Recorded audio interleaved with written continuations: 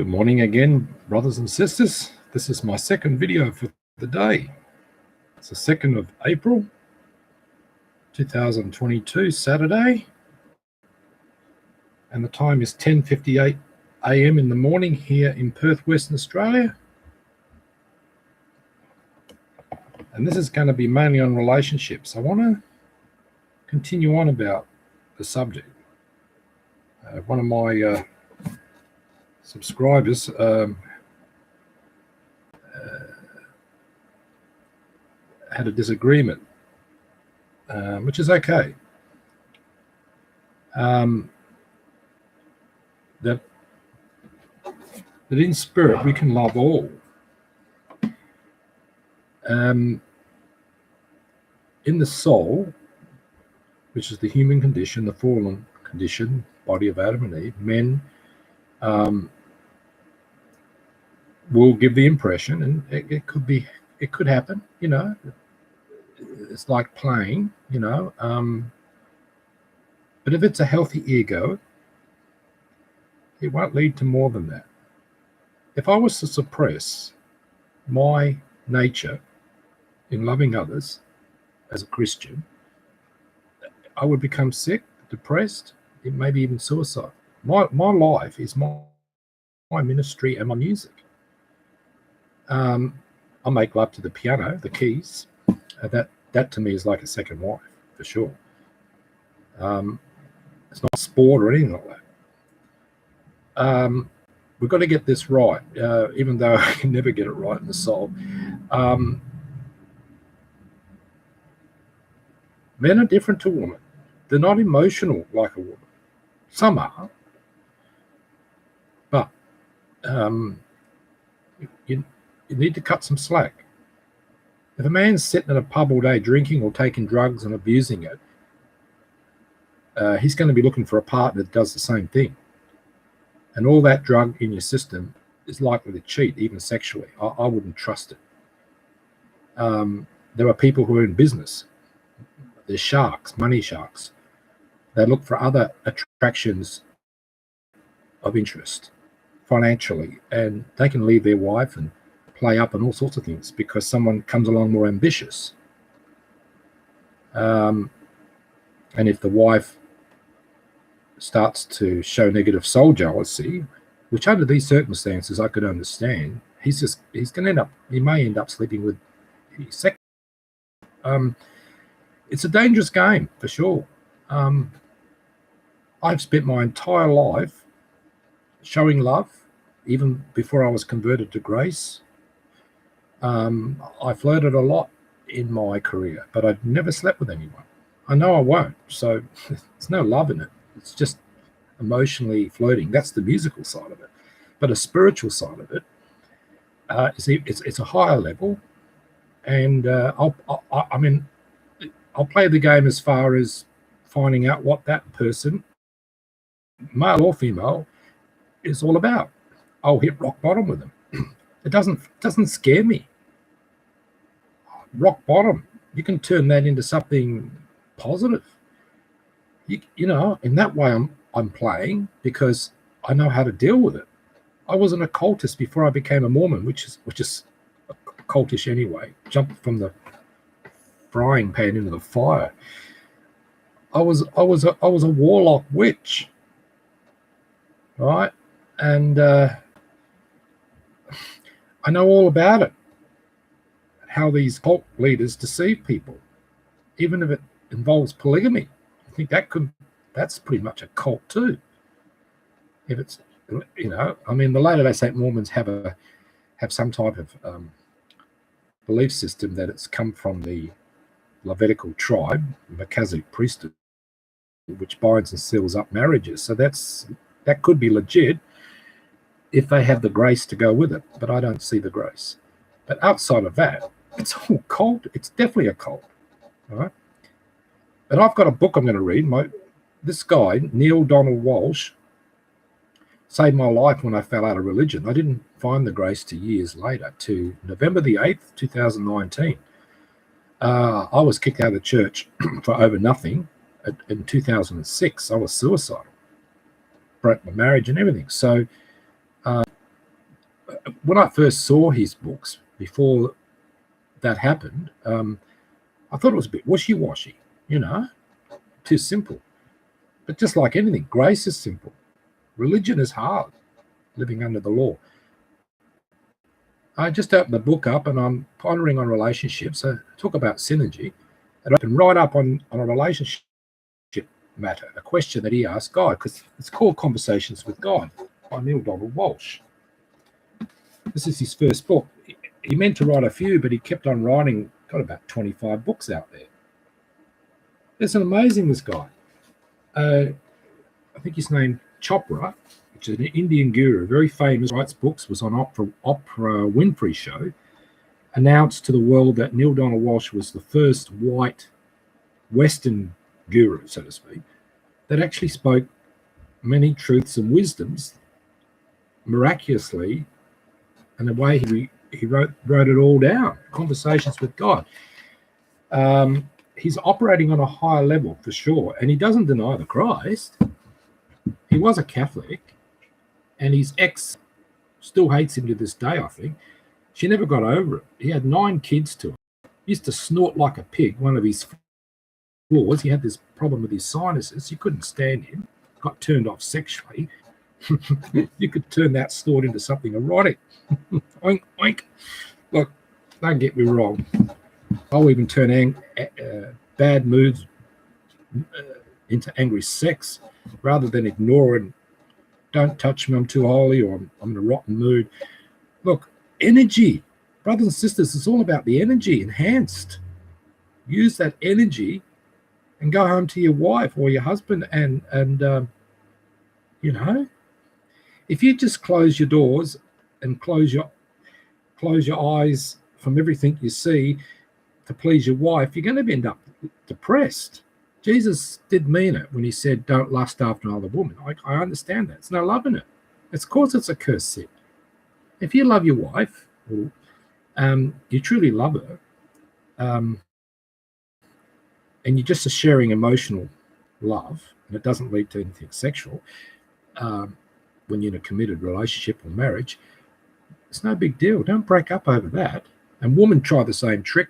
Emotionally, they can fall in love with another and then leave the husband. The husband's not going to leave the wife if she's not going to negative soul jealous over her husband, especially hard-working man. He goes off to work, and I mentioned that story about my dad. For years, this model, but she wasn't just a pretty face. She made good food, and she used to bring food to the workers and nice lunch and everything. Mum made sandwiches every day. See, Dad was just having sandwiches. Nothing against my mum. I love my mum, but it's just the way they were brought up. And the secretary did flirt with the boys, but no intent. Just making them feel special. They were hardworking service mechanics in a big multi-million-dollar car sales yard, Japanese. And when Mum found out about it, the flirt, she made my dad's life hell forever. He got sick after that. He didn't enjoy his work anymore. He had to go there and, not look or anything. Look, talk about look. Look once, you're a man. If you look twice, you're not a Mormon missionary. That's what I was taught. And my dad used to say, look, but don't touch. You can look and admire beauty. You don't think of the act. You don't go into all that sexual lust, because that's a cursed sin. You just admire beauty. You don't have to walk around with your eyes closed all friggin' day, because no man can do that or avoid that type of lust as far as looking and admiring. So what Jesus meant was don't, if there's no love in it, I mean, okay, well, there's no love in it. You're not going to sleep with another woman. In fact, you're not going to sleep with another woman. You're going to be faithful to your wife. But emotionally, it's no big deal to me. Woman here rather a man sexually cheat than emotionally cheat, even if it's halfway sexually. I disagree. I think that's worse. All right. Once you meet somebody in person, you commit, married, or intend to marry, that's it. You're sexually faithful. I was accused of sleeping around when our baby died, my first marriage, temple marriage, and shit hit the fan. She became angry with God and hated me, and I wasn't Peter Priesthood. I wasn't the Mormon that she married. We both lived in depression, end up splitting up anyway. But rumors went around that I was sleeping around, and I was going to these rock concerts with this young lass. No sex. I don't care what she was doing. In the end, she ended up having an abortion from some drunken sailor. And I wouldn't sleep with her. She did ask. I said, no, we're just friends. Went out to music concerts together because she was into that. When my marriage had counselling, the psychologist said, you need to be more musically supportive to your husband. He's an entertainer. You've got to understand that. She comes to work with a knitting needle, sits there all dressed up as a granny, and all the women are laughing. I mean, no disrespect to my wife at the time, being a Mormon, like a pioneer look, 19th century look or something. I'm in the entertainment business, the hotel business. I don't know, a leader of the church says, if you're going to start sitting at the bar and drinking, you need to get out of the hotel industry. He didn't say if you're flirting a bit to get out of the industry. He said alcohol. That was because alcohol will lead to cursed sins. That's alcohol or drugs. I went through my whole entire career. I had a few drinks, but I didn't even smoke them days. I was pure in my heart. I was even paying tithing to the church, 10%. So anyway, that's what negative soul jealousy does. So get over that. It's no point breaking up marriages over this nonsense. And this is mainly for Christian counselling. But anyone that's not Christian, I don't have much advice, really, except if you're going to go to the lower levels and be all erotic, return to the higher level of the soul then. If you're not Christian, at least like the Buddhists do, or the Buddhists refrain altogether, they become almost sexless, the monks anyway. Buddhists are very sensual, more than sexual, I suppose. I dated one, I know. But don't stay there in the darker realm, because demons will get in, especially if you start to hate and resent and because when on the higher level, don't judge the lower level. It'll happen frequently at times until such time you want to be holy 24/7. And it's a process for most people. And if you get to the higher level and you haven't bickered and fight and put up with all the nonsense that goes on the lower levels, you're likely to stay on the holy level. But if you're on a holy level from the time you're married, and then something goes wrong, like a baby died, or there's been a murder, or your wife gets raped, or some terrible things go on, criminals breaking up your marriage, you feel damaged, you feel used, well, when you're in, if you're married to a virgin, or you get married to a virgin, and on the wedding night she gets raped by a criminal, that's probably one of the worst things that could ever happen. Can you imagine a husband just about to marry or married to his virgin wife, and she's been raped by some criminal? Then you got to make love to her? That would be hard. Okay, we're not talking about that. All right, just saying, just don't break up over nonsense. And it is nonsense, right? Don't even worry about it unless, he's coming home to you. The man's coming home to you. He's absolutely ravishing you. He's enhanced by energy, all right? He still loves you, and in the end, he ends up in your bed. Woman, try the same trick. She can end up in someone else's bed because she took the fruit first, and Satan seduced her, not just by a fruit, whatever that was, sexually. He took on form. This is Agent Tex. So woman was the first one to sleep with another. That's how lust come into this world. And Adam joined her. He didn't want to be alone in the Garden of Eden. That's how much he loved her. I'm not going to leave my wife because she slept with Satan. You see? That's why men were given the leadership, not to boss women around, not in that dominating way like some of that aged bullshit the Bible gives the impression, right? Men shouldn't be like that. I mean, equally yoked, but men lead in spirit if they're Christian, and women lead in the soul because they're emotional soul queens. And if they're not drug addicts and abusing themselves, they can lead. They're pure in heart. Let them lead. They might give counselling and guidance, but if they show negative soul jealousy, then their soul... See, we all got flaws, but that flaw particularly is going to crush a man's healthy ego. And then it becomes unhealthy ego. And then all the trouble starts in marriage. Avoid it. Let him work hard. He's worked his guts out. Whatever job he's doing. Just don't get upset about it. Right? He could be part of $1 billion company and he's got this secretary going up the ladder with him all the way. He likes the attention, bit of flattery, big deal. And his wife finds out about it, says, you can't flirt with that secretary anymore. And then she's flirting with him more so, the big boss. And next thing, the company starts to go down, or he ends up not happy in his job. He's a billionaire. He's given his wife everything. She's getting upset over an emotional flirt. Ridiculous. As far as I'm concerned. I know that people disagree with me. I know. They probably think, oh, what's he saying? I don't really care. I'm transparent. I'm telling you the truth.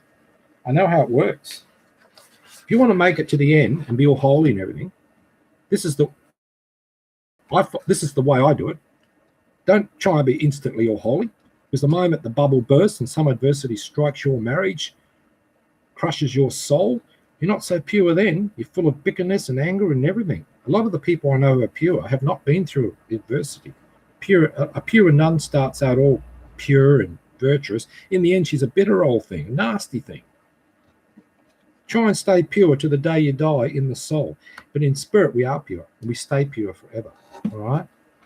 All right? So I'm talking mainly in spirit. I know there's times when, because I'm in the soul now, of course, but I'm trying to be reasonable here. Come and reason together, as the Bible says. I do make mistakes, but I know my limits, and I know what I'm going to do and how I'm going to operate, right, in relationship. And a woman who's going to be soul negative jealousy and start picking and beating up on the man for every little thing, that's not love. She might think it's love, or it's commitment, or you can't look sideways, the evil eyes watching over that man all the time. Look, I don't care who flirts with my woman, whatever that will be, as long as he doesn't touch it. It's different when a man touches a woman, it's lust. When a woman touches a man, it could be love. That's worse in one way, because it can lead to breaking up and leaving the husband for someone more emotionally connected. I've known a woman to leave their husband for a gay man or bisexual because he's more loving, more emotional. Gays can be very emotional, be very loving. Yeah. Feminine side. I tried to offer that too. There are women who like that, and there's women who don't. They want you to be manly, and other women want you to be feminine. Oh my goodness. How about a bit of both? Keep the balance. Anyway, Neil Walsh, he says, yet over and over in my relationships, I have given up when the going gets tough. The result is that I've had a string of relationships where I thought as a kid that I have only one. I don't seem to know what it's like to hold on to a relationship. Do you think I will ever learn? What do I have to do to make it happen? Now, he's talking to God and he's having these conversations. It's an amazing book. It's the best seller in the world, and the longest too. And God says, through Revelation, through Neil Donald Walsh, you make it sound as if holding on to a relationship means it's been a success. Try not to confuse longevity with a job well done. Remember, your job on the planet is not to see how long you can stay in a relationship. It's to decide and experience who you really are. This is not an argument for short-term relationships, yet neither is there a requirement for long-term ones. Still, where there is no such requirement, this much should be said. Long-term relationships do hold remarkable opportunities for mutual growth, mutual expression, and mutual fulfillment, and that has its own reward. I know, says Neil. I mean, I've always suspected that. So how do I get there? God says, first, make sure you get into a relationship for the right reasons. I'm using the word right here as a relative term. I mean right relative to the larger purpose you hold in your life. As I have indicated before, most people will enter a relationship for the wrong reasons to end loneliness. Fill a gap, bring themselves love or someone to love, and those are some of the better reasons. Others do so to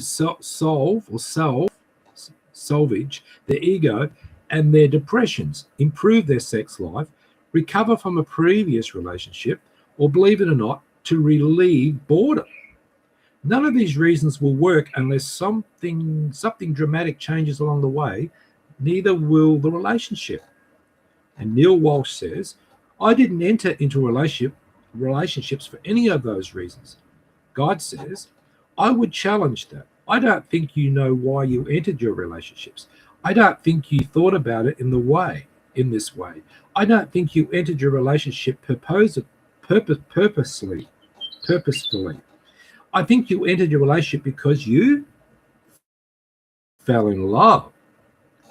Neil says that's exactly right. And God says, and I don't think you stopped to look at why you fell in love. What was it to which you were responding? What need or set of needs was being fulfilled? For most people, love is a response to need fulfillment. Everyone has needs. You need this, another needs that. You both see in each other a chance for need fulfillment. So you agree tactfully to a trade. I'll trade you what I've got if you give me what you've got. It's a transaction, but you don't tell the truth about it. You don't say, I trade you very much. You say, I love you very much, and then the disappointment begins. So transparent. I love it. You've made that point before God, and God says, yes, and you've done this thing before, not once, but several times. Sometimes this book seems to be going in circles, making the same points over and over again. Who's talking here? Yep, all right. Sort of like life. Touchy. The process here is that you're asking the questions and I'm merely answering them. If you ask the same question 3 different ways, I'm obliged to continue answering it. Maybe I keep hoping you'll come up with a different answer. This is Neil Walsh talking now. You take a lot of the romance out of it, God, when I asked you about relationships. What's wrong with falling head over heels in love without having to think about it? God says nothing. Fall in love with as many people as you like that way. But if you're going to form a lifelong relationship with them, you may want to add a little thought. On the other hand, if you enjoy going through relationships like water, or worse, yet staying in one because you think you have to, then living a life of quiet desperation, if you enjoy repeating these patterns from your past, keep right on doing what you've been doing. Okay, says Neil. I get it. Boy, you're relentless, aren't you, God? God says that's the problem with truth. The truth is relentless. It won't leave you alone. It keeps creeping up on you from every side, showing you what's really so. This can be annoying. Neil says, okay, so I want to find the tools for a long-term relationship.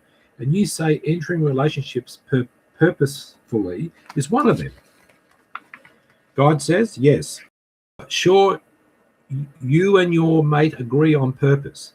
If you both agree at a conscious level that the purpose of your relationship is to create an opportunity, not an obligation, an opportunity for growth, for full self-expression, for lifting your lives to their highest potential, for healing every false thought or small idea you ever had about you, and for ultimate reunion with God through the communion of your 2 souls.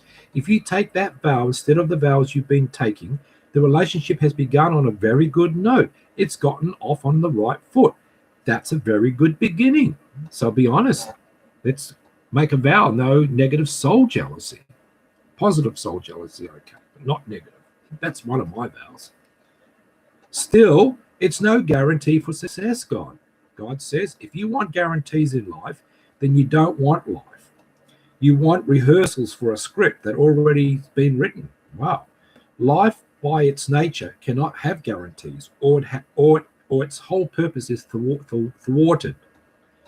Neil says, okay, got it. So now I've got my relationship off to this very good start. Now, how do I keep it going, God? And God says, know and understand that there will be challenges and difficult times. Don't try to avoid them. Welcome them gratefully. See them as grand gifts from God, glorious opportunities to do what you came into the relationship and life to do.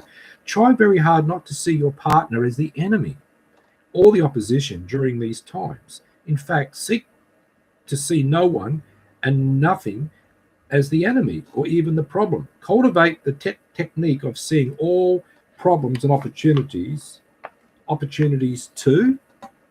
And Neil dives in and he says, I know.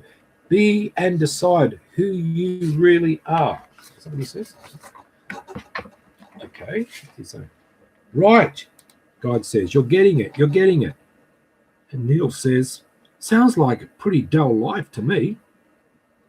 And God says, then you're setting your sights too low. Broaden the scope of your horizons. Extend the depth of your vision. See more in you than you think there is to be seen. See more in your partner too. You will never deserve your relationship, nor anyone, by seeing more in another than they are showing you.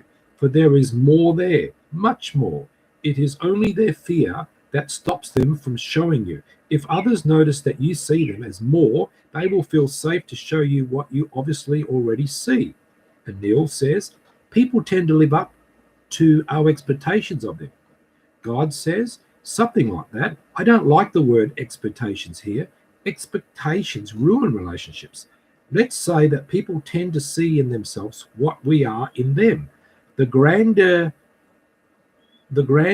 our vision, the grander their willingness to access and display the part of them we have shown them. Isn't that how all truly blessed relationships work? Isn't that part of the healing process? The process by which we give people permission to let go of every false thought they ever had about themselves? Isn't that what I'm doing here? Is this book for you? Neil Walsh says, yes. And God says, and that is the work of God. The work of the soul is to wake yourself up. The work of God is to wake everybody else up. And Neil says, we do this by seeing others as who they are, by reminding them who they are. Who's speaking here? Who they are. Okay. This you can, I think this is God talking again now. Yes, it's God still talking. This you can do in two ways. By reminding them of who they are, very difficult because they will not believe you. And by remembering who you are, much easier because you do not need their belief, only your own. Demonstrating this constantly ultimately reminds others of who they are, for they will see themselves in you. Many masters have been sent to the earth to demonstrate eternal truth. Others, such as John the Baptist, have been sent as messengers, telling of the truth in glowing terms, speaking of God with unmistakable clarity. These special messengers have been gifted with extraordinary insight and the very special power to see and receive eternal truth, plus the ability to communicate complex concepts in ways that can and will be understood by the messengers. You are such a messenger, Neil Walsh, my son. I am, says Neil Walsh. Yes, do you believe this? It's a very difficult thing. I mean, all of us want to be special, and God says all of you are special. And the ego gets in there, God says.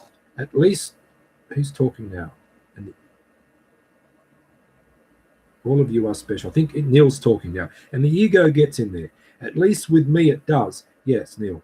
And tries to make us feel somehow chosen for an amazing assignment. I have to fight that ego all the time. Seek to purify and repurify my every thought, word and deed, so as to keep personal aggrandizement out of it.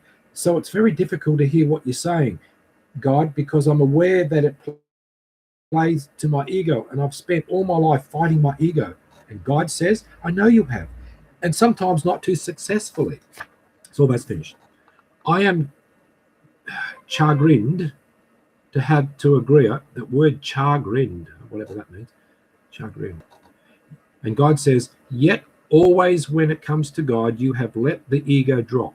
Many is the night you have begged and pleaded for clarity, beseeched the heavens for insight, not so that you could enrich yourself or heap honor upon yourself, but out of the deep purity of a simple yearning to know. Yes, and Neil says, and then God says, and you have promised me over and over again that should you be caused to know, you would spend the rest of your life, every waking moment, sharing eternal truths with others, not out of need to gain glory, but out of your heart's deepest desire to end the pain and suffering of others, to bring joy and gladness and help and healing, to reconnect others with the sense of partnership with God you have always experienced. Neil says, yes, yes. And God says, and so I have chosen you to be my messenger. You and many others. For now, during these times immediately ahead, the world will need many trumpets to sound the clarion call. The world will need many voices to speak the words of truth and healing for which millions long. The world will need many hearts joined together in the work of the soul and prepared to do the work of God. Can you honestly claim that you are not aware of this? And Neil Walsh says, no. And God says, can you honestly deny that this is why you came? Neil Walsh says, no. God says, are you ready then with the book to decide and declare your own eternal truth and to announce and articulate the glory of mine? Neil Walsh says, must I include these last few exchanges in the book? God says, you don't have to do anything. Remember, in a relationship, you have no obligation. Wow. Only opportunity. Is this not the opportunity for which you have waited all your life? Neil, my son, I'm putting that in myself. Have you not devoted yourself to this mission and the proper preparation for it from the earliest moments of youth? Neil says, yes. Then God says, then do not what you are obliged to do, but what you have an opportunity to do. As to placing all this in our book, why would you not? Think you that I want you to be a messenger in secret? Neil says, no, I suppose not. And God says, it takes great courage to announce oneself as a man of God. You understand? The world will much more readily accept you as virtually anything else but a man of God. Now I'm starting to feel the spirit. Start almost want to cry. This is beautiful he's saying here. An actual messenger, even one of my messengers, has been defiled. Far from gaining glory, gain nothing but heartache.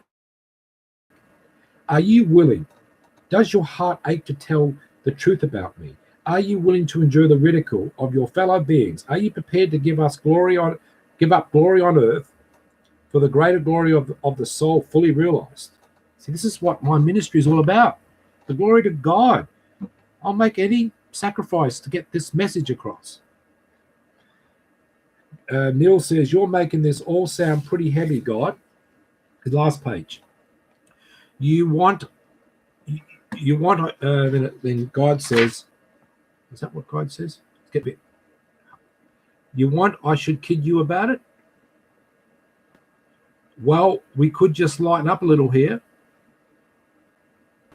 God says, hey, I'm all for enlightenment. Why don't we end this chapter with a joke?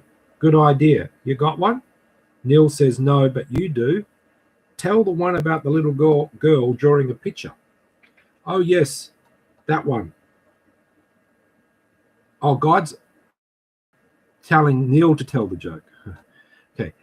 Mummy came into the kitchen one day to find her little girl at the table, crayons everywhere, deeply concentrating on a freehand picture she was creating. My, what are you so busy drawing? The mummy asked. It is a picture of God, Mummy. The beautiful girl replied, eyes shining. Oh, honey, that's so sweet, the mummy said, trying to be helpful. But you know, no one really knows what God looks like. Well, chirped the little girl, if you'll just let me finish. Okay, that's a beautiful little joke. Do you know what's most beautiful? The little girl never doubted that she knew exactly how to draw me, which is God. Neil says yes. And God says, now I'll tell you a story, and that we will end this chapter. It's only a couple paragraphs. Finished. All right, says Neil. God says, there once was a man who suddenly found himself spending hours each week writing a book, day after day, sometimes in the middle of the night, to capture each new inspiration. Finally, someone asked him what he was up to. You know who that man was? This is the man who wrote this book. God's talking about Neil Donald Walsh. Oh, he replied, I'm writing down a very long conversation with God. That's very sweet, his friend indulged him. But you know, no one really knows for sure what God would say. Well, the man grinned, if you just let me finish. Wow. And this is the book that was finished. God was even complimenting one of his children. Take the cover off. Isn't that beautiful? And to become the grandiose version that we can become. It's not an obligation. And if everything in soul is going to end, if not now, we'll end hereafter because of the sorting out of negative karma and not forgiving others and grudges that we hold. Got to get all that sorted out before we can go to paradise. I know the thief went to paradise. He was saved and he repented, accepted Jesus Christ and everything. So it can happen just like that. But, those sort of sins anyway. So here we are talking about relationships. And we've just got my best mate, my best male supporter just come online. MMM, that's Michael. Cut loose, be free, run wild, take a chance on me. It's from a musician called, I think, Paul Dynano, from Iron Maiden. We used to get into that type of music, Michael, covering Fast Eddie Clarke's band after Motorhead called Fast Away. Now we're talking. You lighten the mood, Michael. Thank you, brother. So, Michael, have you been watching all this video? I don't know. Just give me a thumbs up or yes. Otherwise, you need to watch it all over again. I made a couple of videos already last night and this morning, Michael, so you've got a bit of catching up to do, brother. Michael's my good old mate. I used to live with him. We started up a band together. Well, we gave it a go. Nighthawk with a K. K-N-I-G-H-T, Nighthawk. Night, half hawk. But I'd fallen out of the church then. I was a bit lost, but Michael got me through that hard time. I think I helped Michael as well. Love you, brother. So there you go. I hope that book really helps. There's many books. That was the first one. It's, and that's the fruits of the Spirit. You see, the Bible's all about learning the fruits of the Spirit, which is not a learnt thing. It's a remembering. Once you're in Spirit, it's a remembrance of it, because of what it crosses. In the soul, we're forever learning, forever arriving, forever trying to get it right. And all this obligation and everything, trying to perfect our souls, like the Mormons are doing and other religious workspace. It's not about being trapped in any soul or any obligation. We're going to fail. So a marriage is going to break up all over nonsense, all right? But in the Spirit, we're made whole and perfect, and then we're not judging. We have unconditional love, right? And we have a personal relationship with Jesus Christ in a way that we're not judging. Because if you're judging others, your personal relationship with Christ is, I can't think of that word, thwarted. It's smudged. Another word. What's Michael saying? I just joined me in 5 minutes ago. Nighthawk, I remember that, and you did tell me, brother. Sorry for my spelling. You're forgiven, Michael. But many wouldn't. No, just joking. That's a joke, Michael. Yeah, some relationships break up and there's hate and resentment for life. Be grateful.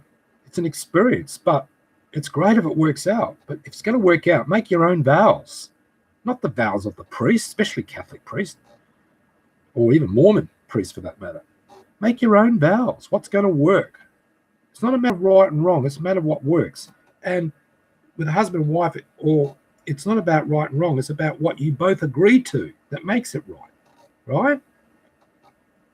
If you're going to agree you both are going to sleep around, well, that's a cursed sin. That's obviously not right. I'm talking about all those little things in between. People breaking up over nonsense. No one owns anyone. God owns you. You can belong to one another. You can play the game fantasy sexually. You own each other, possess each other, ravish each other. Nothing forbidden in the bedroom. But you've got to return to the light. You can't stay there. It's a fantasy game the couples play. I'm talking about committed couples, married or not. But, you know. So get over that. Stop possessing one another to a degree where you can't look sideways. You belong to God. You're owned by God, but you can belong to each other. So make your own vows to make it work. If you like me, entertainer, or Michael, musical person, that woman has to be musical, or she has to at least support Michael being musical. He loves his guitar. He loves writing. He writes songs as well. He's quite gifted with his lyrics. So you've got to be compatible. You need to find all these things out, right? Get to work it out. I love Madonna. You know Madonna, because she's Jewish, isn't she, Michael? She really loved her dad. She idolized her Jewish father. I think, am I talking about Barbara Streisand? No, Madonna as well. Yeah, I think she.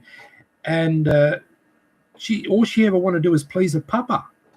So did Yentl, that movie Yentl with Barbara Streisand. I love that movie, cried. All she ever wanted to do is, because they were very close-minded, you know, they're 24/7 the Lord Jewish. And Madonna was just trying to be a loving daughter to her father. She got famous and rich and everything. I think in the end, her papa embraced her, right? Madonna was a sinner. There's no doubt about it. And she used to sleep with all the members of the band. And they used to call her Madonna, Mama. She basically made a marriage with those band guys, the music guys, which is very pleasurable to know that Mama of the band is a wifey, but they weren't married, and it was like a polygamy thing going on. She was really into the boys in the band. But anyway, I don't want to get into that. I'm not going down that path. My love for women is spiritual and emotional, but when it comes to sexual, I will commit to one woman, and if I'm married or living with that woman, it's all in person, faithful all the way to the end. All right. But emotionally, you can call me a flirt. I don't really care. You can call that adultery too. I don't really care. I don't believe in such thing as spiritual adultery, unless it's unhealthy ego and you're a priest or something and you're flirting, then that probably is spiritual adultery if you're using religion to sleep with women, right? Well, I'm not talking about sleeping with women. I'm talking about showing love, and men too, you know. But women just seem to be more open and receptive to spirituality. Michael here is my best mate in Perth as far as supporting my channel. I've got another mate named Zach. He was my guitarist, but he hardly watches these videos.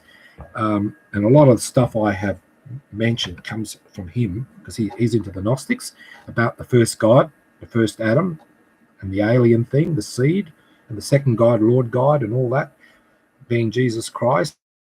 He put spirit into us besides become a living soul. And the first Adam didn't have a soul, and the whole hybrid thing and the sex with apes and everything come through that. Hercules, the whole thing. He revealed all that, and he's really deep into that. But he hates going to church, and he feels it's all of hypocrisy, which it is to a certain degree. But it's also hypocrisy to preach such truths and abuse drugs all day long and have nothing more to say. He told me everything, and I researched it to back it up. And he said he was a messenger. That's where he stopped, right? I'm a messenger. I'm getting a message out to the whole world. The grace, the ancient knowledge, the history, relationships, spiritual counselling. Even though I can sexually counsel as well, if anyone got problems out there, you can contact me on Wigawog 23@yahoo.com.au. I say it again, Wigger, WIGGER, WOG, WOG, 23@yahoo.com.au. It's just a name I come up with, silly name, many years ago, because my son was into that wigger-wog thing, trying to be a black man, and when he was a white man. He was going through that stage. I love my son. So I get up calling it wigger-wog. And a wog really means it like an Italian, a wog. And I love Italians. They're the hard-working pioneers that come out to this country. And this side of Perth, a lot of Italians, and the other side of Perth, a lot of Poms. Poms means British. Londoners. And among the Londoners, there's a lot of witches. There's a suburb here that's full of it. But yet, who won the big lotto? It's one of the luckiest lotto shops in Perth. I think it's Armidale. I'll mention Armidale. No one in the world knows what that is. There's an Armidale in Sydney too, but Michael knows Armidale. And the witches probably put a blessing on the bloody lotto shop. Somebody won it. Probably some witch won the money. 20 million. Got blessed by the devil. Of course, you can get blessed by God too.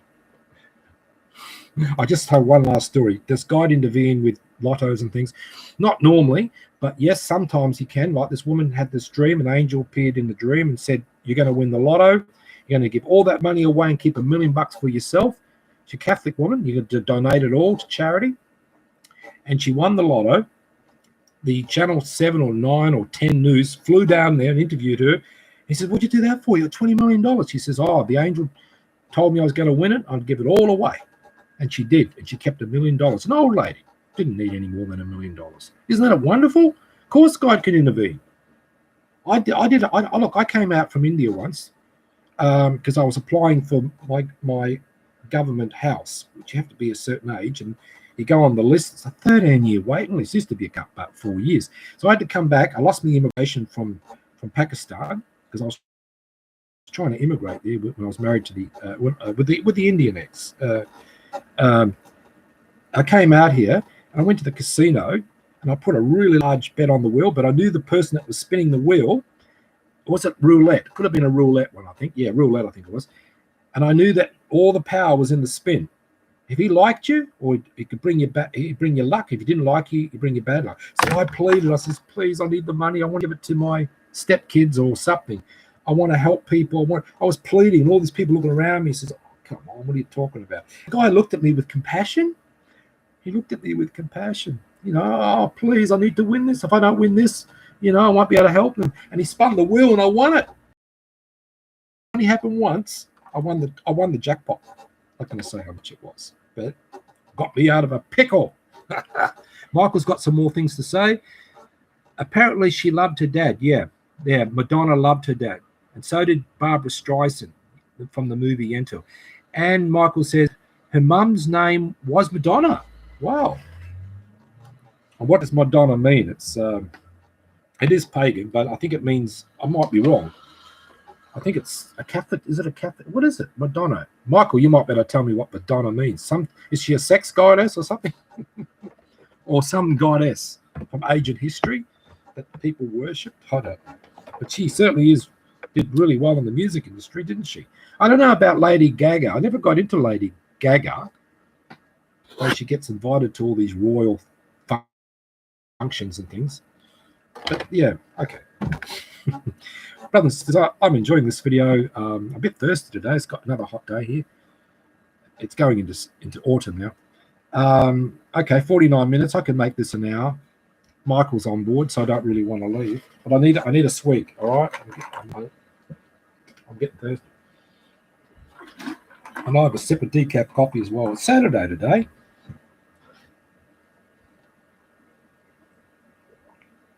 Saturday is all right. Isn't that Elton John performed that song? And I'll be making live music videos in the future, Michael, and everybody out there. Keep an eye open. I've made a few in the past, Michael, so check it out. Piano Man Kirky is my music videos. I've got about nearly 60 of them. All right. I need to catch up with those ones because the grace message is really getting out there because the Lord is using me. I woke up this morning after meditating last night. And I said to the Lord, I'm going to have a break from the ministry. I'm going to just spend some time with you and on my own without any distractions. I woke up this morning charged. The Lord knew the intent of my heart, and that's why I'm still doing it. But when he tells me to take a break, I will. So if you don't see me, it's because I'm trying to be obedient to my Lord God. Yes. Okay. So, brothers and sisters, it's wonderful. Okay, it's just wonderful. We don't take ourselves seriously, but we do take life seriously. You don't want to walk out across the road and get hit by a car. You've got to think. But you got to lighten up. Michael's lightened up. He's always lightened up. There's one thing I like about Michael. He's lightened up. He lights. Yes. He's sort of got that look about him. I don't know if your hair's still long, Michael. But anyway, it's a long story. But he's got the looks. If anyone watches Bold and the Beautiful on TV, it's an American show. Michael looks like, I forgot his name already. Brooks. Brooks got a daughter named Hope, and Michael looks like Hope's father. I can't remember his name. Anyway, I'll tell you. Good looking bloke. All right.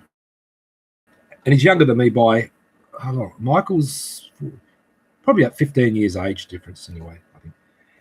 Michael says, you, John, light me up, bro. Yeah, we Michael. A bit like a marriage, really.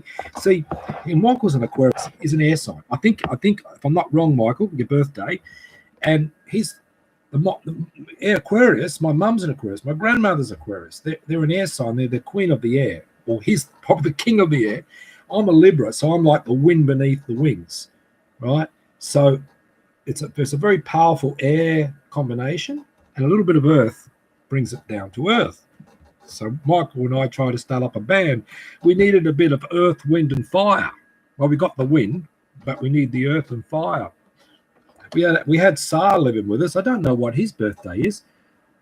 I think he might be a Gemini. He's up and down like a bloody yo-yo. I never get along with Geminis. My own daughter in the Philippines is Gemini. They're unstable. Anyway, born 1976. That's 16 years older than me, mate. Sorry, got you wrong. I'm 16 years older than you, Michael. I'm being a funny bugger, aren't I? Yeah. Love Sar. Yeah, he keeps ringing me up a lot. Still wants to buy the keyboard. He wants me to give it to him for free and pay it off. And I said, well, give us $50 and you can pay it off. Can't even come up with $50. So I don't know what he's up to. And then but I'll wait and see. But Sar, he's a black African guy, full-on African guy. And he's born-again Christian, but he doesn't really attend church much.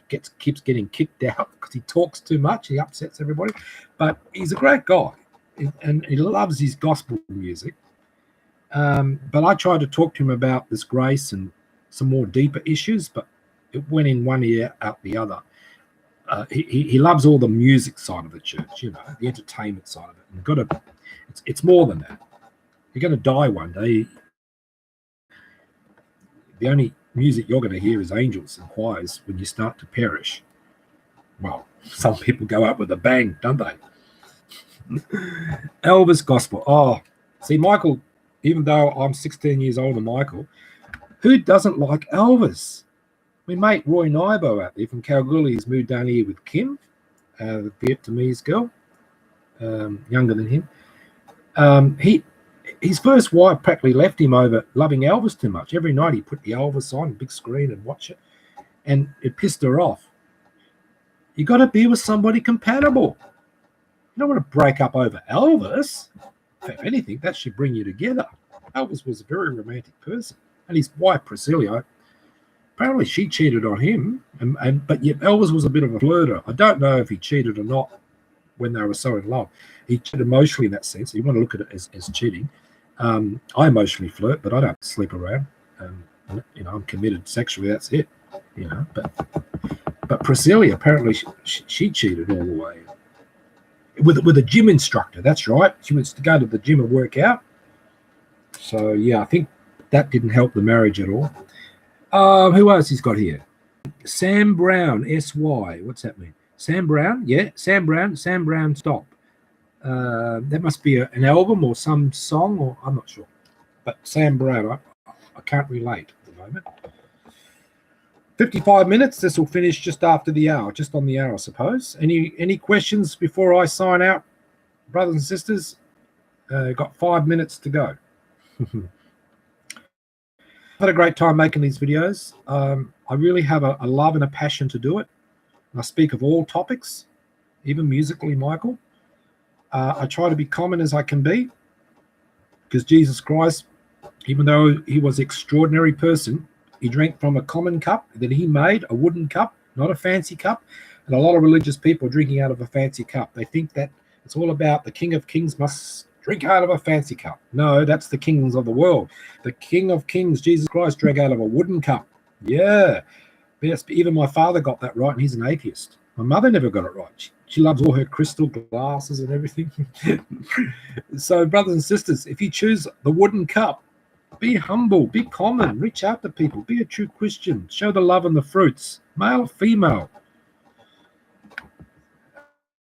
And don't be married to anyone who's going to judge you for loving others, want to possess you and hold you into a little box and think, oh, if you're married to me, this is the way it's going to be. Bullshit. Okay, as long as you're not going to sexually cheat or anything. And at my age, I'm not going to be doing that. I never did it when I was young. You know, I was, you know, never during my whole entire career. So get over that. But yeah, just because you might feel you can't trust yourself. Well, I do trust myself. I know exactly what I'm all about. I've had experience. I've been burnt. I've been to hell, suffered terribly, been attacked by terrorists, gun to my head, everything. Animals killed, slaughtered. Look, I've paid the price. I just won't mess with communists. No communist girlfriend for me. But Christians, Buddhists, Muslims, 50-50. Christians and Buddhists, I like them. Hindus maybe too. Not bad, but they're a bit pagan. I lived in Pakistan, so I know all about it. And they were a lot of fun, though, the Hindus. They had their parties. And yeah. And Muslims don't drink. High one night, just on the energy, no alcohol, nothing. I was performing for their weddings. Amazing. Until a bomb goes off, right? You just don't know when it's going to happen there. Michael says, I almost broke up with my neighbor over Elvis gospel, but I loved it too much. Love me tender, love me true. I'd sing more, but I forgot the words. It's now or never, come hold me tight. Elvis, eat your heart out. Now I can sing like Elvis. What's another one? When your hands get shaky, rock. I forgot that. Or everything. He sung the slow ones and the fast ones. Oh, my hands are shaky. My knees are weak. I can't seem to stand on my own 2 feet. Well, who do you think when you're feeling in love? Elvis Presley. We're talking about Elvis. And you know what? I've been to his gravesite. He's buried right next to his mother. I was in tears. And so was all the people on tour there. I went to his plane where he was parked across the road, museum, all decked out, bed and everything, and music and things going on there. What's it called? The mansion there. The mansion. What do you call it? Memphis Mansion. Oh, he loved his parents. He was a really honorable person, Elvis Presley. He had such a heart of gold. One day he's driving on the street, and he went up to this poor woman or somebody and said, "Do you want my Chevy? Worth $50,000." Right? He was generous. If he happened to bump into Elvis Presley, he might give you something. But you can't help everybody, right? It's like these videos. I'm trying to help people, and I do give the beggars. I give. If I know they're not going to stick needles in their arms, I normally don't give for smokes and things, but sometimes I'll say, here's some smokes and get them bloody food. And they say, yes, I'm going to get food. Plus, they got a sign up, they want food. I said, you better get food out of this money. And I'll give them up to $20. Right? So all you Christians out there, when was the last time you gave somebody $20? And all you billionaires out there, rich people, you buy somebody a house, pay up your kids' debts. Some billionaires go to the grave and the kids got nothing. Got bloody nothing. They don't even write their will out. Got to take care of your kids. My brother hardly ever visits my mother or rings or anything. He's a bloody arsehole of his wife. Bitchy thing. Yet mum's still going to leave something for them. See, that's mum, right? A lot of people would say, well, F you, you're not getting no inheritance. We're not talking billions here, just enough to buy a house, I guess. All right, any more words? Yes, Michael says, love me true. Oh, love me true, come hold me tight, says John. Fast and slow. I'm Daryl John, by the way. That's why he calls me John. And Michael says, the poor you will have always have with you. The poor you will have. Yes. The poor and the humble in heart. See, the pure love. The pure love of Christ and the pure love of people. And that's what I do. If there's 1,000 people in the room, it's a question for you too, Michael. 1,000 people in the room, including you. How many people in that room? One. Universal consciousness. We're all one. We're all made up of the stars and the planets, the chemicals, the elements, everything. We are all one. We're all here having a physical experience. Spiritual beings enlightened come here to have physical experience, not the other way around. It's not about getting out of the body. It's about staying in the body. We've already been out of the body for zillions of years. Spirit.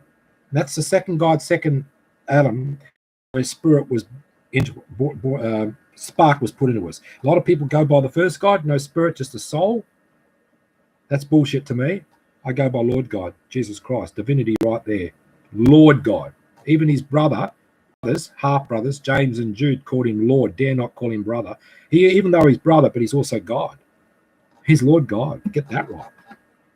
So Michael, that's a good one, mate. My grandmother was extremely poor, yet my dad was really well off before he died, and I lived with my grandmother. I couldn't stand living with my dad. I love my mum more so, but I couldn't stand music. Talk about me and Michael making a noise, he'd be kicking it up. I left home before I was 16, lived with my granny. Tin roof and everything, but expensive block of land. He got it real cheap. He tried to sell it to me in my hippie days, and I wouldn't buy it because I went and brought a electric grand piano to start up a band and travel all over Australia. And Dad said, you give me that money from the loan, you can have Nana's house. He put the rest. I mean, we paid about, I don't know, $26,000 or something. Two big block of land. Sold it for almost $1 million. I missed out on that one. But see, Dad missed the whole thing, the music and everything. And when I was playing in the bowling club, Carnival, because he was a champion, traveled to Hong Kong and places as a champion, I was playing the Beatles, and all his mates were clapping and everything, and Dad come up and said, don't play that. That's embarrassing. Play country and western. Come on. Play Slim Dusty, Australian famous country singer.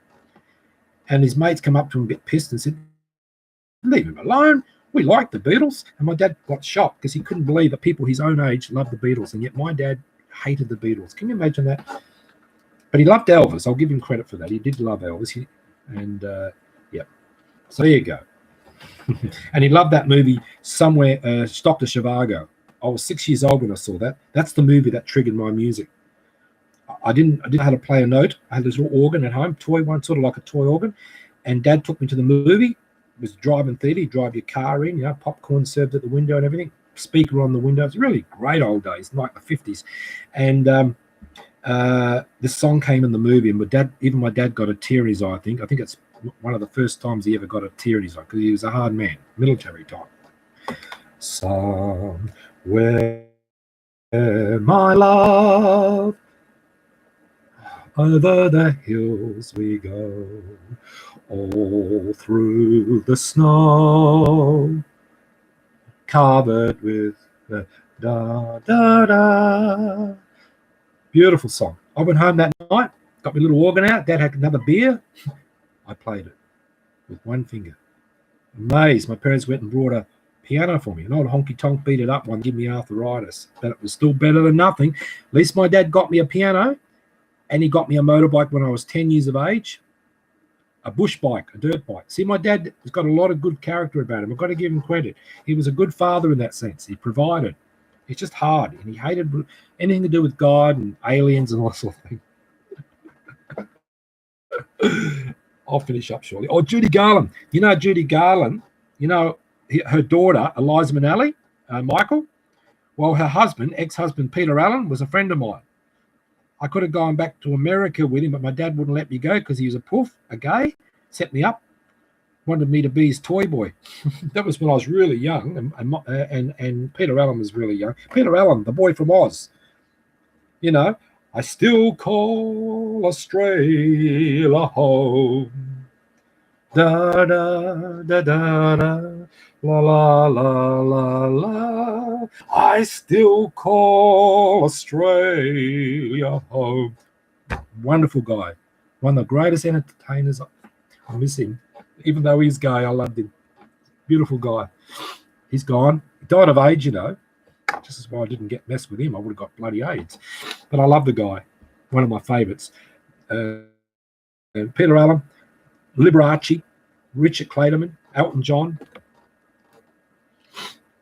Yeah, we all move on. We all have to pass on. Peter Allen was related to Judy Garland.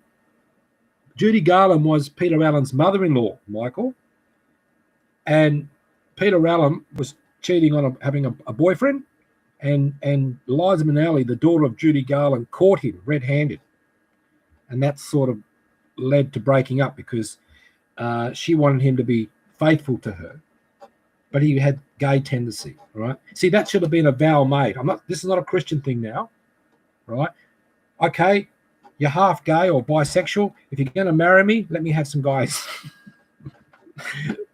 Or if I can't sleep with them, can I just be friends with them? Go shopping?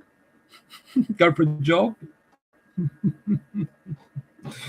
You know, you got to work it all out. Make sure you talk about all this stuff before you end up with somebody, all right? I'm not saying that's still a sin if you're going to be cheating like that, all right? But not emotionally. Not emotionally. Gay people are emotional and they need love. They have to get that need. And then married to somebody who don't share that need of emotional connection or judging them and everything and putting them down, it's not going to work, all right? Anyway, I've got to finish up. Oh, well, actually, it's going in the long list of videos anyway, so it doesn't really matter. If Michael's still alive, I might stay a bit longer. Yeah, it's good to lighten up. Jokes, and don't want to just sound all serious all the time. But this video was a continuation from the last one about relationships, so I hope you got the message from Neil Donald Walsh. Go and get that book. It's a wonderful book. Not quite the Bible, but it does point out the fruits of the Spirit, and that's more important. The wisdoms, the footprints, the understandings. That's what we're gonna need, and a personal relationship with Jesus Christ. Not all that killing massive murders in the Bible, all that nonsense, right? It's in all the history of these religious books. I'm not saying it did or did not happen, or was inspired by man or the devil or what, or God commanded it. I don't really know, and I don't care. I'm just grateful. Even though we're living in the last days, the end of the world come, but the communist rule thing, one world government, I'm still grateful to be here. And this is the last few decades in history, maybe. Well, we got a bit of freedom in this country anyway. Of course, Ukraine's gone. Bloody Russia's taken over that. Trying to, anyway. Okay, no more questions. All right, might finish up shortly. Just be grateful, wake up, and write your own vows out. You couples out there, if you're not married yet, write them out and have some integrity too. You know, if you're a Christian, don't justify sleeping around. I mean, the hippies do all that sort of shit. Think it's okay. It's not okay, really, as a Christian. But get this negative soul jealousy in perspective. All right? Don't break up over things like that. Do not try to own each other in any other shape or form except in bed. That's when you can play the game. And then it's over, or you can hang on to that for a while, for 3 days. That's all I say. 3 days, have this ownership thing going on sexually, and then go back to the life. Don't start tying them up and whipping them. Look, it's free. You love somebody, it's free. You don't have to tie them up. All that nonsense. That stupid movie, 50 Shades of Grey. I've got nothing against erotic sex in marriage or in a committed relationship with intent to marry, which it's, yeah, well, no, I wouldn't do, it's intimate. I'm talking about accidental slips. I don't think God's going to condemn it, but you must have the intent to marry. If you start getting into all this erotic stuff before you even married, that is a cursed sin. So avoid that. But once you're married, do what you want, except hate and resentment and judgment, and no tying up, no bondage. Okay, fetish. I mean, I only found out not long ago what it even means. It's sucking toes, and well, I don't know. You got to be careful. People get crazy about it. Start doing all sorts of crazy things, like, no, I don't want to get into it. It's ugly. Just draw the line. Draw the line. Don't get carried away. Here we are. What'd she say? The girl from Narelle lived in my street. Her mum came home and found a surprise. Okay.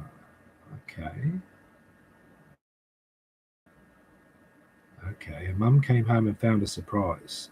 I wonder what that surprise was. Sounds like something naughty. And was it a man or a girl? It might have been gay. I don't know. I'm just guessing. What? All sorts of stuff goes on. But I don't judge, because I'm a filthy, rotten sinner, and so are you. Doesn't matter. Oh, it does matter if you stay there, but get out of it. Go back to the light, spend some time, babe, and give God the glory, and you'll slip in and out, because anyone that says without sin is a liar. But when you're in spirit, you're made whole and perfect. Then you're not sinning. Right? You try and stay there as long as you can, but you will slip out of it. I'll go back to playing some rock music and some jazz and some blues. When I'm entertaining, a little bit of flirting, because I'm given to those people. I'm not going to go there. One guy got the sack. He had glasses on, like I do at the moment. I see his glasses. And he sat there playing the piano. He never even looked once at the audience. The women were bored with him, just playing conservatively. And I got the job, and I played, I entertained, and the woman sat on my lap and everything. I didn't sleep with him. I was very popular.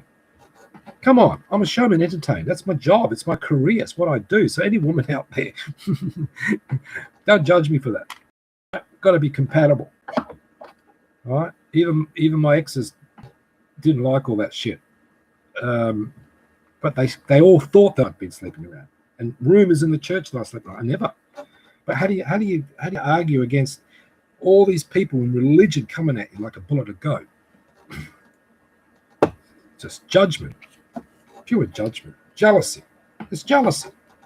Negative jealousy. I know me. I don't have to worry. I don't know about you. You got to work it out for yourself. What works and what doesn't, even in a relationship. All right. Yeah, I'm a sinner, Michael says. And Michael, you've got a good heart, and that's the part of you that's you got a love in you. Called grandmother. You loved, as I loved my grandmother. She was a really beautiful person, a pure heart. So you've got a bit of your grandmother in you, mate. And I do like your parents too. But they were younger, so they would have made a lot of mistakes, Michael, like all parents do. But your grandmother, she was old, and she would probably understand more, all your ups and downs and moods, and put up with that. But then again, you took care of Gran for quite some years. You're a good bloke, Michael. I love you, brother, and it's Saturday, and Saturday is all right. I woke up really early this morning. The sun is up, and I'm enjoying it, and I'm grateful that you stuck by me. Michael's the only one online. There's probably the others that are online. Oh yes, Michael just said that girl was gay. Her mum had come home and then saw her probably in bed with another woman.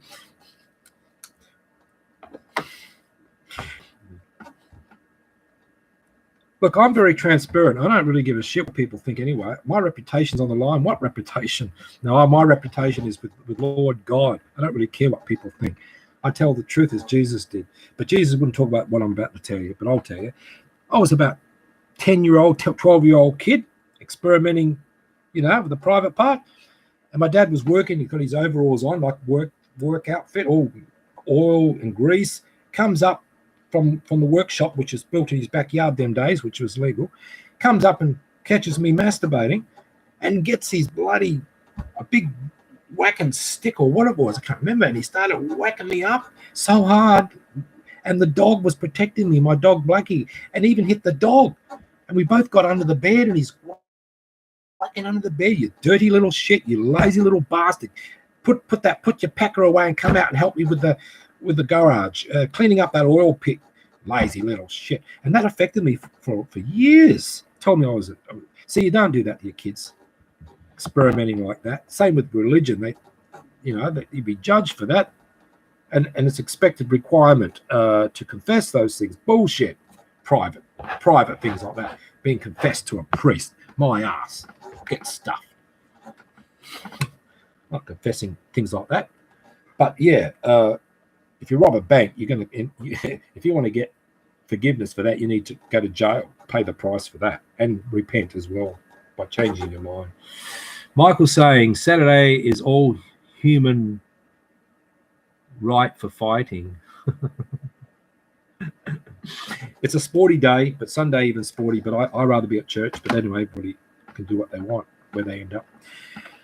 But everything in moderation. As my dad used to say that. Everything in moderation. But the only thing I didn't like about him, I wanted to be an astronaut. That was my first dream. Even before I wanted to be a musician. After seeing that movie, Dr. Zhivago, I was a little kid, about 2 or 3. I want to be an astronaut, Daddy.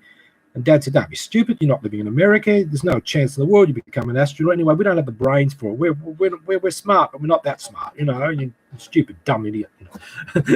If he encouraged me and said, "Of course you can, son. You can become an astronaut," I would have ended up a pilot. I'd be flying bloody Qantas jets or Thai Airways. No, that's Thai people do that, don't they? No, Australian Airlines, right? You don't beat your kids up for coming out with things like that, right? What did you tell your dad you want to be, Michael? You want to be a rock star? See, that's very important when a kid asks a question like that. You don't want to be rubbish to put down. That's a really special moment in your life. It gets locked into your brain, And he hated me because I didn't do well in maths, because I had that car accident. Nearly died. Met that angel. Remember the story? And had brain damage, spelling, grammar problems, speech. And he said, "But I passed the English literature. I was very good at creative writing. In fact, I've written one book, and I've got 3 more books I'm working on." And my dad said, "You'll never do well in life because you don't know bloody maths." Calling me a dumbass again. Anyway, besides that, my dad was great. And my dad used to have a drink. He was a happy drunk. He got drunk a few times. When he was working and he never touched a drink to Friday night right through to Sunday, he was an arsehole, military. He could not handle laziness in the house. Wouldn't even let us have chocolate because he never got it, because his father was killed when he was 3 years of age, drunk on a motorbike. He took care of his mother, left school and everything to go and work as a tradesman, get a job become a tradesman. He took care of his own mother, and there was no chocolate, nothing. He couldn't stand kids eating chocolate. Can you imagine that? Very hard man he was. And when he was dying, he wouldn't even tell Mum. Mum didn't even know he was going to die that day. He was absolutely crook as a dog. He died that day. He had a massive heart attack after apparently he was poisoned. It's a long story. But anyway, not sharing that with your wife. The first person I'd want to be with, if I had moments to live, is to hold the hand of the woman who loves me. The one who loves me the most. No, could be a sister, could your own blood sister could be holding your hand. There's somebody who loves you unconditionally, not hate you or resent you. Michael says, "Wait, I told him the F off. Now I remember." I remember coming around your place one day, Michael, and you had a bit of an argument with your dad, and I went to your dad, and he says, "Oh, he's in the room. He's in one of his moods." I love your dad. I reckon he's a classic. Better than my dad, actually. But anyway, we went out. I think we had a smoke or something. You felt a bit better after that, I guess. Oh, good times. Australians, love it. And I love this city, Perth, best in Australia. We're isolated from the rest of Australia and the rest of the world. This is the arsehole end of the world.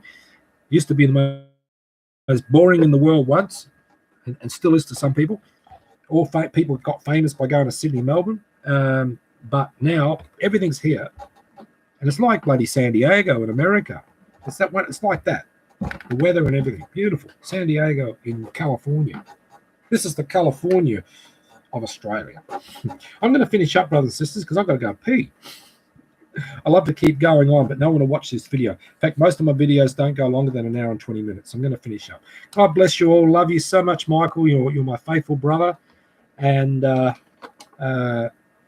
eventually I'll get to that pool party, because your parents has got a pool, not a poo party. It's so funny. I said that by accident last time. Pool party, because I love swimming. One of my favorite exercises. But anyway, that's in the future when it gets warm again, Michael. Maybe next summer, brother, or whenever. God bless everybody, and take care of one another, love one another, and don't be too hard on yourself. In the name of Jesus Christ. Amen.